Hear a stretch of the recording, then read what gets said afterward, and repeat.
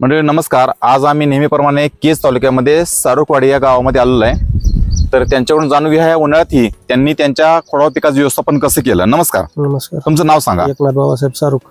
अच्छा, तुम्ही ह्या केरन कंपनीच्या साथीनं ह्या उन्हाळ्यातही खोडवा पिकाचं व्यवस्थापन कसं केलं जरा सांगा आम्हाला. एक फवारणी आणि एक आळवणी आणि 2 फवारणी अच्छा, ओरिकेनची एक आळवणी आणि 2 फवारणी घेतल्या. बरं, आता हे घेण्यापूर्वी खोड्याची काय परिस्थिती होती. पूर्ण पिवळे पडलेला होता. खोडावा तुमचा पूर्ण पिवळा पडला होता. ठीक आहे, त्याचा जुना फोटो आहे का तुमच्याकडे एखादा. आहे का? ठीक आहे, ओके. तर आता तो पिवळा पडला खोडा आपल्याला कुठे पाहायला भेटत नाहीये. ठीक आहे, असा हिरवागार दिसतोय. तर एवढ्या कमी पाण्यामध्ये पण त्याचं व्यवस्थापन कसं केलं. रासायनिक वापर कसा केला तुम्ही. रासायनिक आता टाकलं. आता टाकणार तुम्ही म्हणजे अजून दिलेले नाहीत. ठीक आहे, म्हणजे हे न पटण्यासारखं आहे, कारण तुम्ही आतापर्यंत रासायनिक दिलेलं नाही. हे नाही पटणार कोणाला. ठीक आहे, शिवाय ह्या उन्हाळ्यात वाढलेला पालाही दिसतो तुमच्या खोडव्याचा.